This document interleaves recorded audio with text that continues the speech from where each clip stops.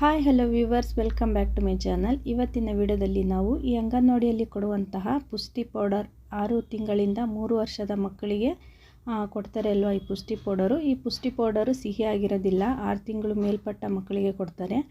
ಇದರಿಂದ ನಾವು ಯಾವ ರೀತಿ ಇನ್ಸ್ಟೆಂಟಾಗಿ 10 ನಿಮಿಷದಲ್ಲಿ ರುಚಿಯಾದಂತಹ ದೋಸೆನ ಮಾಡ್ಬೋದು ಅನ್ನೋದನ್ನು ಈ ವಿಡಿಯೋದಲ್ಲಿ ತಿಳಿಸ್ಕೊಡ್ತಾ ಇದ್ದೀನಿ. ನಾನು ಪ್ರತಿಯೊಂದು ವಿಡಿಯೋದಲ್ಲಿ ಹೇಳುವ ಹಾಗೆ ಈ ಪುಷ್ಟಿ ಪೌಡರಲ್ಲಿ ಅನೇಕ ಪೌಷ್ಟಿಕಾಂಶ ಇರುತ್ತೆ. ಹಾಗಾಗಿ ಇದನ್ನು ವೇಸ್ಟ್ ಮಾಡದೆ ಈ ರೀತಿ ಮಕ್ಕಳಿಗೆ ತಿಂಡಿಗಳನ್ನು ಮಾಡಿಕೊಡಿ, ತುಂಬಾ ಇಷ್ಟಪಟ್ಟು ತಿಂತಾರೆ. ಆರೋಗ್ಯಕ್ಕೆ ಕೂಡ ಇದು ತುಂಬಾ ಒಳ್ಳೆಯದು. ಯಾವ ರೀತಿ ಮಾಡೋದು ಅನ್ನೋದನ್ನು ಈ ವಿಡಿಯೋದಲ್ಲಿ ನೋಡೋಣ. ಹಾಗೆ ನಾನು ಇಲ್ಲಿ ಮೆಜರ್ಮೆಂಟ್ಗೆ ಅಂತ ಈ ಕಪ್ಪನ್ನು ಯೂಸ್ ಮಾಡ್ತಾ ಇದ್ದೀನಿ. ಈ ಕಪ್ಪಿಂದ ನಾನು 1 ಕಪ್ ಆಗುವಷ್ಟು ಈ ಪುಷ್ಟಿ ಪೌಡರ್ನ ತೊಗೊತಾ ಇದ್ದೀನಿ. ಅಳತೆಗೆ ನೀವು ಒಂದು ಗ್ಲಾಸು ಅಥವಾ ಲೋಟ ಈ ರೀತಿ ಕಪ್ಪು ಕೂಡ ಯೂಸ್ ಮಾಡ್ಬೋದು. ನಾವು ಯಾವುದರಿಂದ ಈ 1 ಕಪ್ಪು ಈ ಪುಷ್ಟಿ ಪೌಡರ್ನ ತೊಗೊಂಡಿರ್ತೀವೋ ಅದನ್ನು ನಾನಿಲ್ಲಿ ಒಂದು ಮಿಕ್ಸಿ ಜಾರಿಗೆ ಹಾಕ್ಕೊತಾ ಇದ್ದೀನಿ. ಹಾಗೆ ನಾನು ಅದೇ ಕಪ್ಪಿಂದ ಅರ್ಧ ಕಪ್ ಆಗುವಷ್ಟು ಈ ಸಣ್ಣ ರವೆನ ತೊಗೊತಾ ಇದ್ದೀನಿ. ಚಿರೋಟೆ ರವೆ ಅಂತಾರಲ್ವ, ನೀವು ಬೇಕಾದರೆ ಈ ಸ್ವಲ್ಪ ಸೈಜಲ್ಲಿ ದೊಡ್ಡದು ಇರುತ್ತೆ ಅಲ್ವ ರವೆ, ಬಾಂಬೆ ರವೆ ಕೂಡ ಯೂಸ್ ಮಾಡ್ಬೋದು. ಟೋಟಲಾಗಿ 1 ಕಪ್ಪು ಈ ಪುಷ್ಟಿ ಪೌಡರ್ಗೆ ಅರ್ಧ ಕಪ್ ಆಗುವಷ್ಟು ನಾನು ಈ ಸಣ್ಣ ರವೆ ಚಿರೋಟೆ ರವೆನ ತೊಗೊಂಡಿದ್ದೀನಿ. ಹಾಗೆ 1 ಸ್ಪೂನ್ ಆಗುವಷ್ಟು ಗೋಧಿ ಹಿಟ್ಟನ್ನ ತೊಗೊತಾ ಇದ್ದೀನಿ.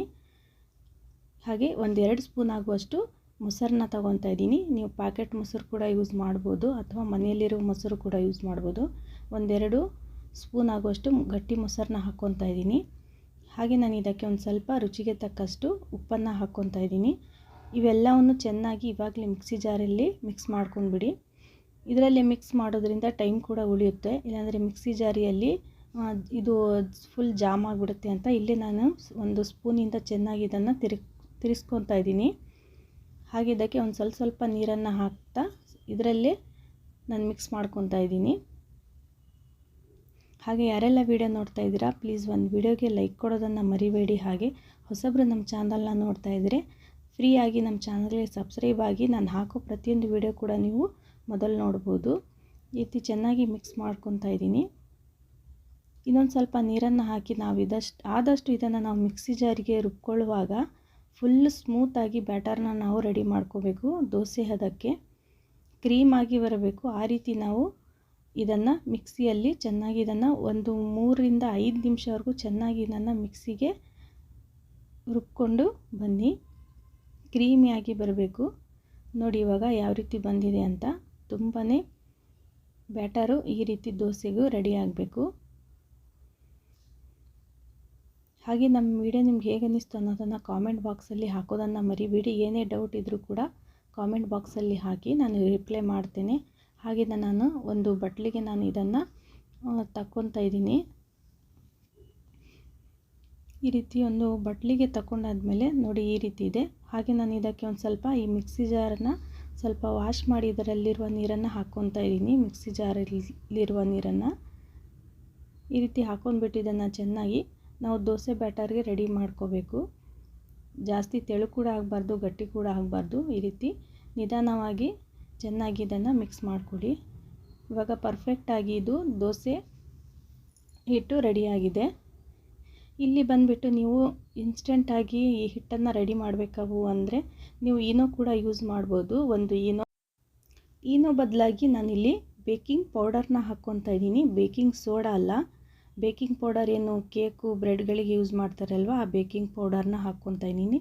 ಬೇಕಾದರೆ ನಿಮ್ಮ ಹತ್ರ ಈ ಬೇಕಿಂಗ್ ಪೌಡರ್ ಇಲ್ಲ ಅಂದರೆ ಅರ್ಧ ಸ್ಪೂನ್ ಆಗುವಷ್ಟು ನಾನಿಲ್ಲಿ ಬೇಕಿಂಗ್ ಪೌಡರ್ನ ಹಾಕ್ಕೊತಾ ಇದ್ದೀನಿ. ನೀವು ಬೇಕಿಂಗ್ ಪೌಡರ್ ಇಲ್ಲ ಅಂದರೆ ನೀವು ಈನೋ ಕೂಡ ಯೂಸ್ ಮಾಡ್ಬೋದು. ಅದ್ರ ಮೇಲೆ ಒಂದು ಸ್ವಲ್ಪ ನೀರನ್ನು ಹಾಕಿ ನಾನು ಈ ರೀತಿ ಮಿಕ್ಸ್ ಮಾಡ್ಕೊತಾ ಇದ್ದೀನಿ. ಈನೋ ಕೂಡ ಹಾಕಿದರೆ ತುಂಬಾ ಚೆನ್ನಾಗಿ ಬರುತ್ತೆ. ಬನ್ನಿ ಇವಾಗ ಈನೋ ಬಂದುಬಿಟ್ಟು ನೀವು ಈನೋ ಯೂಸ್ ಮಾಡೋದಿದ್ರೆ ಬ್ಲೂ ಕಲರ್ ಈನೋ ಯೂಸ್ ಮಾಡಿ, ಅದರಲ್ಲಿ ಫ್ಲೇವರ್ ಇರಲ್ಲ ಈನೋದಲ್ಲಿ. ಈ ಗ್ರೀನ್ ಕಲರ್ಗಿಂತ ಬ್ಲೂ ಕಲರ್ ಹಾಕಿದರೆ ಇನ್ನೂ ಚೆನ್ನಾಗೆ. ಬನ್ನಿ ಇವಾಗ ಈ ದೋಸೆ ಹಂಚಿನ ನಾನು ಇಲ್ಲಿ ಒಲೆ ಮೇಲೆ ಇಟ್ಕೊಂಡಿದ್ದೀನಿ. ಇದರ ಮೇಲೆ 1-2 ಸ್ಪೂನು ಈ ರೀತಿ ಆಯಿಲನ್ನು ಹಾಕಿಬಿಟ್ಟು ಒಂದು ಕಾಟನ್ ಬಟ್ಟೆ ಅಥವಾ ಟಿಶ್ಯೂ ಪೇಪರಿಂದ ಕೂಡ ಈ ರೀತಿ ಇದನ್ನು ಚೆನ್ನಾಗಿ ಒರೆಸ್ಕೊಳ್ಳಿ. ದೋಸೆ ಚೆನ್ನಾಗಿ ಬರುತ್ತೆ ಈ ರೀತಿ ಮಾಡೋದ್ರಿಂದ. ಹಾಗೆ ದೋಸೆ ಹಂಚು ಒಂದು ಸ್ವಲ್ಪ ಬಿಸಿ ಆದಮೇಲೆ ಅದ್ರ ಮೇಲೆ ಒಂದು ಸ್ವಲ್ಪ ನೀರನ್ನು ಚಿಮುಕಿಸಿ ಅದು ಕೂಡ ಚೆನ್ನಾಗಿ ಈ ರೀತಿ ಒರೆಸ್ಕೊಳ್ಳಿ. ನಿಮ್ಗೆ ಯಾವ ಸೈಜಲ್ಲಿ ಬೇಕೋ ಆ ಸೈಜಲ್ಲಿ ನೀವು ಈ ದೋಸೆನ ಹಾಕ್ಕೋಬೋದು. ನಿಮಗೆ ದಪ್ಪ ದೋಸೆ ಬೇಕಂದರೆ ದಪ್ಪ ಕೂಡ ಬರುತ್ತೆ, ಅಥವಾ ರೋಸ್ಟಾಗಿ ಗರಿ ಗರಿಯಾಗಿ ಬೇಕು ಅಂದರೆ ಈ ರೀತಿ ಕೂಡ ನೀವು ಮಾಡ್ಕೋಬೋದು. ನಿಮಗೆ ಯಾವ ರೀತಿ ಬೇಕೋ ಆ ರೀತಿ ನಿಧಾನವಾಗಿ ನೀವು ಪ್ರತಿಯೊಂದು ಸಾರಿ ಈ ದೋಸೆನ ಮಾಡುವಾಗ ಈ ರೀತಿ ನೀರನ್ನು ಚಿಮುಕಿಸಿ ಬಟ್ಟೆಯಿಂದ ಒರೆಸ್ಕೊಂಡು ಮಾಡಿಕೊಂಡ್ರೆ ದೋಸೆ ತುಂಬಾ ಚೆನ್ನಾಗಿ ಬರುತ್ತೆ. ಅದ್ರ ಮೇಲೆ ಒಂದು ಸ್ವಲ್ಪ ಅಡುಗೆ ಎಣ್ಣೆನ ಹಾಕಿ ಎಲ್ಲ ಕಡೆ ಚೆನ್ನಾಗಿ ಬೇಯಿಸ್ಕೊಂಡ್ರೆ ದೋಸೆ ಸಖತ್ತಾಗಿ ರೆಡಿ ಆಗುತ್ತೆ. ಹಾಗೆ ನಿಮ್ಗೆ ಏನೇ ಡೌಟ್ಸ್ಗಳಿದ್ರೂ ಕೂಡ ನೀವು ಕಾಮೆಂಟ್ ಬಾಕ್ಸಲ್ಲಿ ಹಾಕಿ ನಾನು ರಿಪ್ಲೈ ಮಾಡೋಕ್ಕೆ ಪ್ರಯತ್ನ ಪಡ್ತೀನಿ ಆದಷ್ಟು.